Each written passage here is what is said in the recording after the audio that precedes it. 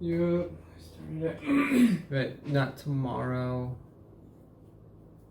Maybe Wednesday, depending on what's going on, you know? Yeah. If not, we could do it really quick in the afternoon on Friday. Whenever. Figure it out. Ready? Yeah, make sure it's going again. Alright. Yep, it's going. Yeah, just. So okay. Thank you very much. You're welcome. Should be clean. They're like, You need to take this one. it's alright. I don't know. You need it. No, it's clean. No, because you put your. This doesn't matter. It's fine. Okay, that my tea thing. Yes. My You got bad. eyelash and face. Bam, my gosh.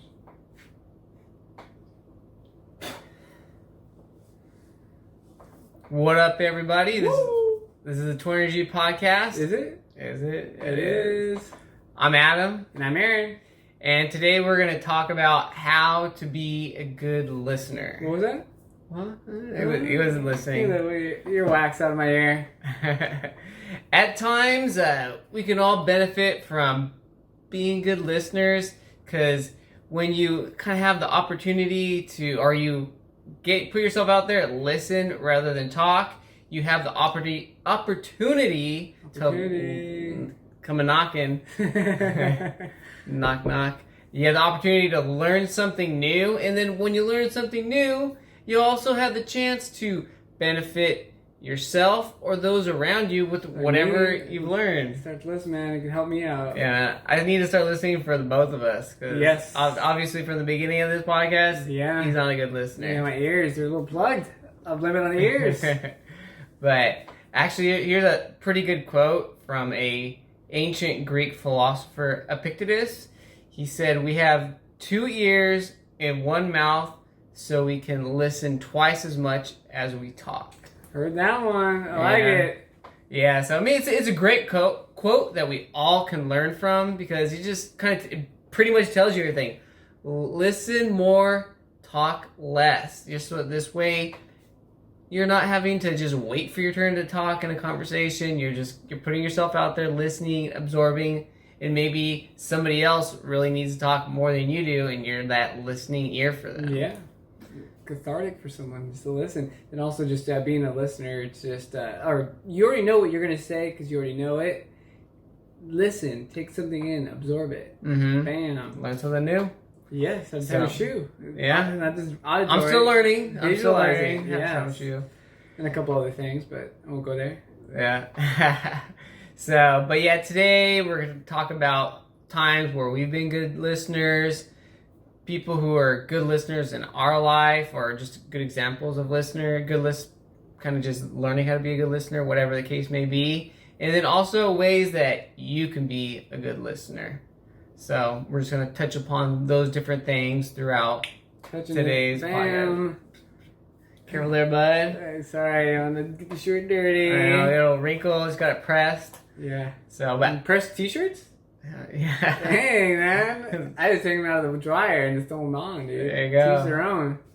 So, Matt, I like to consider myself a good listener, but I know that I always have room to grow and improve as being a good listener in everything in life. Yeah, set the bar high, but still know that even if you do attain that bar, you can learn more. Yeah. So, I mean, I don't ever try to think that I know everything.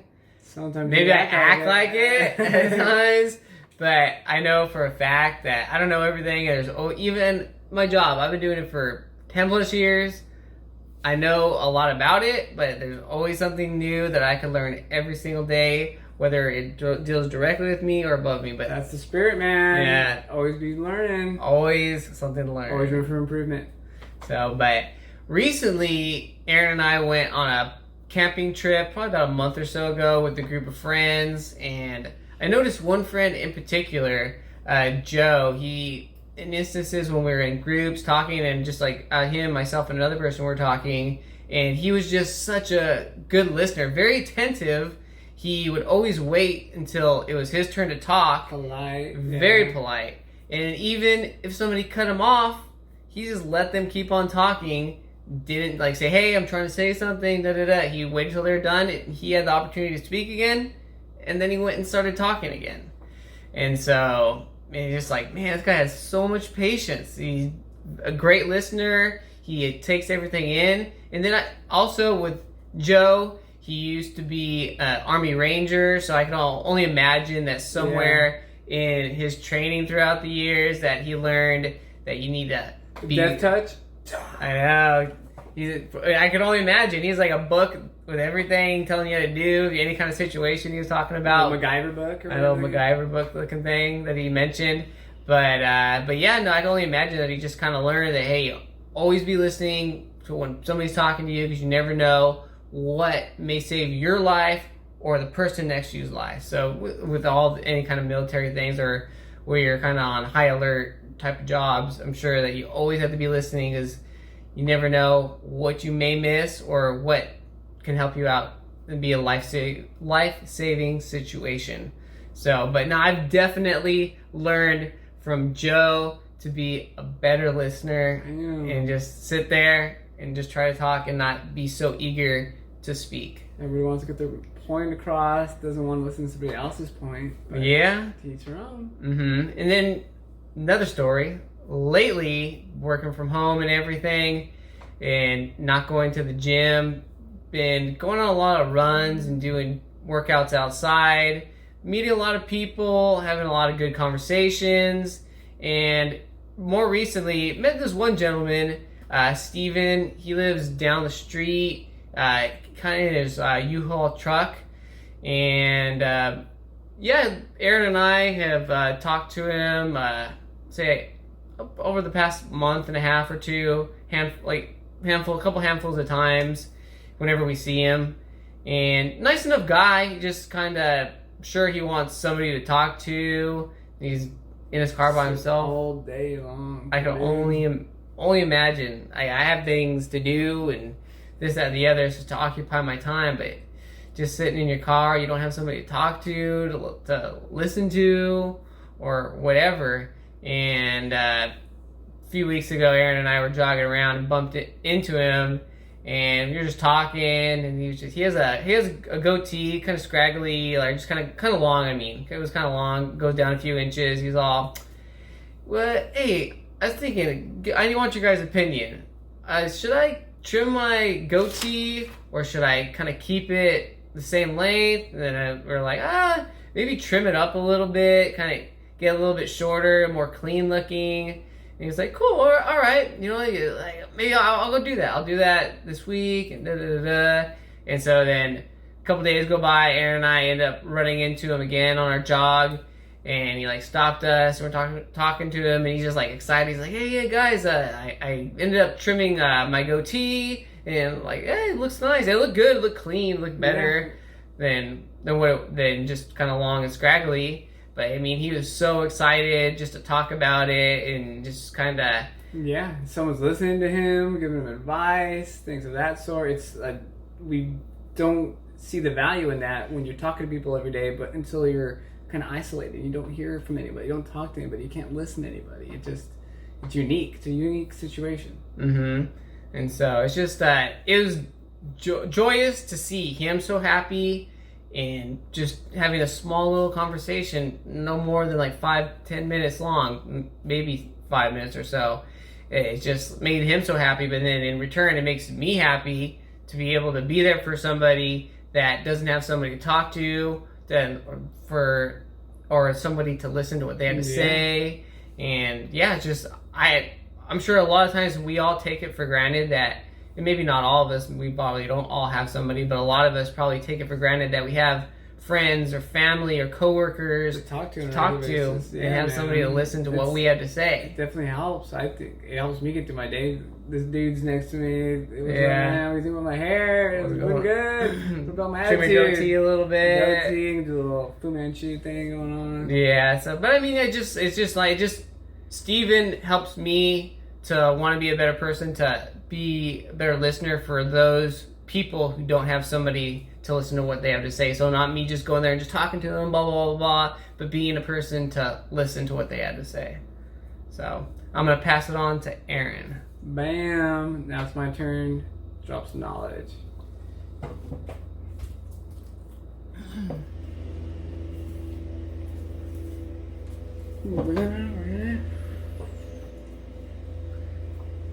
Hey everybody, welcome back. Welcome back. Now it's my turn. My turn to drop some knowledge about listening, also some tips about listening. For me, I'd like to pride myself on being a great listener, kind of borderline on excellent listener. Modest. To my own horn. Doot, doot. But I don't know. Obviously, he doesn't agree, Sky. No, he said you're very modest. I'm just kidding. But either way, no, yeah, maybe I am to my own horn, but it's not something that I've always been. I haven't always been a great listener. It's something that I've definitely refined over the years, whether it's just through learning from family members, learning from school, learning from work. There's so many different avenues, as long as you're aware of them, that you can learn from. Like maybe if you're in an argument the whole time because you don't listen, don't put that toilet seat down with your significant other. You never told me that. Like, then you're like, yeah, you don't listen, that's why. Yeah, people don't listen. That's the reason why we have a lot of problems in our life, because we hear, but we don't listen. We have selective hearing, whatever the case may be. But like I said, I've learned from a lot of different sources. One main source that I've learned that's helped, at least with work, is school. Back in the day, teachers used to give tests, and on their tests, they would always have a couple questions that dealt with their lecture. So it kind of forces you to, when you are in class, not to talk to your friends, search the web, whatever the case may be, but to also actually listen to the teacher. Take notes, record. I remember one class, maybe a couple classes, would record, had a little tape recorder back in the day. And is that right? History. No, I was at one lady's history class. She talked so much information every freaking class. Start to finish. The moment the class started, and then until the bell rang, and then just non-stop chitter chatter. And so, like, all of us would just tape it and then just kind of discuss it. But she didn't have any slides, nothing. It was just all notes. That was a real challenge for listening. But some teachers do that, so you have to listen, and you do well. It's beneficial because when you take the test, you get those answers correctly. But then also teachers do participation points, where if, during the lecture, they'll call on you to answer a question, or you can interject when there's a pause, or you say, oh, whoa, what about this? And so you get participation points for being a good listener based on the lecture. I remember Adam and I had this one teacher. He was teaching it was developing nations. That was economics. Dr. Rutt. Now that you jog my memory, and it was developing nations. It was an economics course, and on the last day of class, we were doing our final, and he pulls us aside. I'm like, "Whoa, shoot! Did you think I cheated? Whatever the case may be." Because sometimes when I take tests, I kind of look around, not cheating, but just kind of nervous look around. He goes, "Don't worry, you guys aren't in trouble." But I just want to let you guys know, the whole 3.5 months that you've been in my class, not once was I able to tell the difference between the two of you. And it definitely was. Well, with that, he said I could never tell tell you guys apart. So every time you asked a question or answered one of my questions, I gave you both credit. Yeah, which was awesome, because it's not just beneficial to be a great listener, but it was also beneficial because we're twins. And you couldn't tell us apart. You stand out in front of or just in the sea of like faceless students. They see like hundreds of students daily, like multiple hundreds throughout the week, maybe thousands in a year. And you stand out. So if you want to stand out, do something different. Wear a red wig, a purple tuxedo, but don't just stand out. Have some substance. But it's kind of funny. He kind of gave away his secrets. Like maybe I'm thinking, oh man, this guy really is on the ball. He's telling us apart. He's giving us both our own credit. And twin A, twin B. But he didn't want to be in the middle of class saying, "Which one are you?" He didn't want to make himself look bad. So he's like, "Okay, I'll give him both credit." But then he pulled back the veil after the fact, and he's like, "Hey, this is what I did. I gave you both credit." So it's just kind of interesting. He kind of gave his secret away at the end of the semester. Yeah, definitely a really cool teacher, informative, learned a lot about developing nations and just how the amenities they have. But anyways, let's go back to listening. I guess I did listen pretty well. But just even with friends, sometimes we'll having conversations, friends, family, and then I'll bring up something. Oh yeah, I remember when you went here and you did that. And they're like, "Man, how do you remember that stuff?" I'm like, I don't know, I listen, but then also it's just the retention that you have from listening to what they said. But I have friends that do the same thing. But either way, I pride myself in being a great listener. But like I said, it's not something that I've always been great at. It's something that I've refined over the years. But it's just like I would say as of recently, one aspect that has helped me to refine my listening skills is just one dude that Adam and I met at the gym.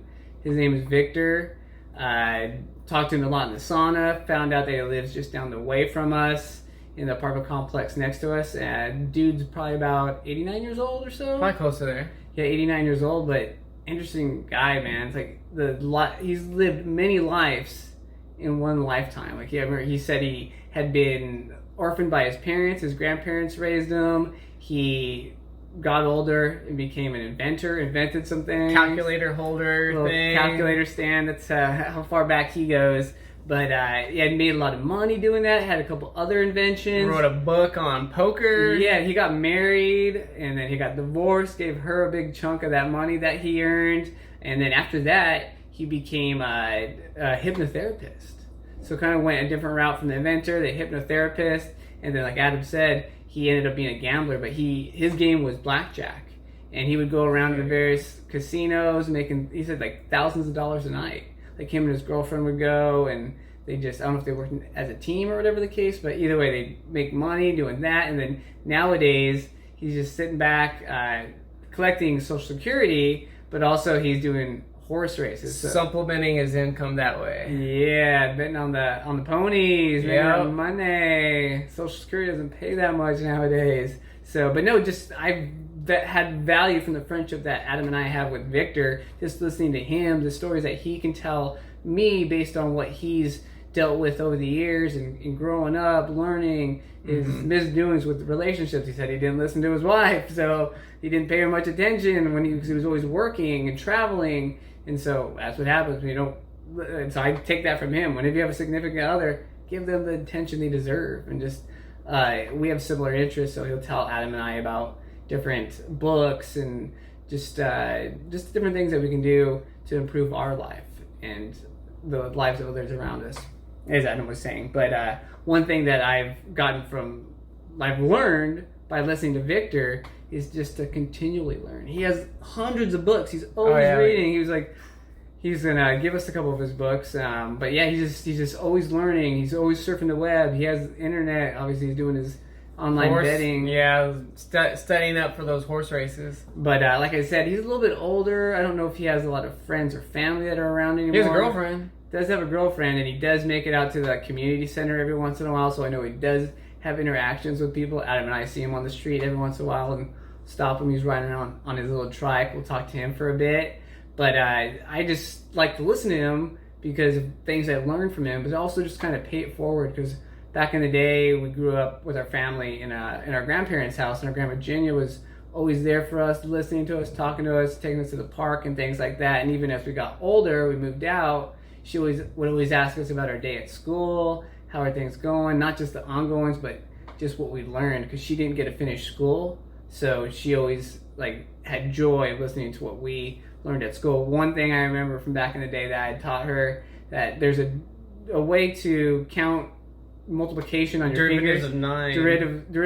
Derivatives of 9. So 9 times 4 would be 36. So here you have all your fingers. You put down the fourth finger. You have 3 right here, 6 right here, and then 9 times 6 is 54. You have 5. You put the 6th finger down. You have 5, and you have 4. So she was always just ecstatic about that because she didn't know. She didn't get to finish school, and so she kind of learned through us, like how Adam was saying earlier. You learn when you listen. And it doesn't just benefit you, it benefits others around you. I listened at school, it benefited my grandmother. But I just like to pay it forward and help others who may not have someone to listen to them. But yeah, and then also just want to drop some knowledge in regards to tips on how to become a better listener. I was doing a little bit of research and they were talking about individuals in the healthcare industry. I think they focused on nurses and doctors who are listening to clients or patients all the time, but they said those individuals who practice active listening had less errors in their work. So there's less misdiagnosis, less wrong prescriptions, less this, that, like unneeded surgeries, because they're listening to people. And if you aren't familiar with what active listening is, let me drop some knowledge on you. Bam. It's first part of it is non-verbal cues. So like maybe someone's talking to you, seem interested, like, yeah, it's very intriguing. Or maybe like, wow, like you shoot up an eyebrow, or like something's a little surprised. Like, whoa. Or somebody is like super shocking, like mind blowing, like both eyebrows, like, whoa. But anyways, non-verbal cues to show somebody that you're interested and that you're paying attention to what they're saying. Instead of just going, yeah. When you say yeah, it's an easy way for someone just to stop talking. So that's why. Encountered some people like that, and it seems to me that the person is disinterested when they do that at times, but to each their own. Maybe they're not, but maybe it comes off that way. All right, so aside from nonverbal cues for active listening, the next one would be to clarifying questions. So when you're talking to somebody, like a doctor, nurse, whatever, they say, oh, I hurt my leg. Like, all right, that's very general. So which leg is it? What part of your leg? Your knee? Your What were you doing? Yeah, what were you doing? So you ask those clarifying questions to kind of fine-tune what the diagnosis may be. And then also is just to recite back to the individual what they just told you. So you say, all right, so you have diarrhea, whatever the case may be. Like every time, whatever it may be, what did you eat? What did you drink? What did you do? And you kind of just, so you said you went to the grocery store, you said you ate raw fish, you said you did this, all right, you have a stomach flu, whatever the case may be. Salmonella poisoning. Salmonella, you kind of recite it, so they say, yeah, and so you fine tune the diagnosis. See, this is definitely a great benefit and shows that science does show benefit from listening. Before it stops.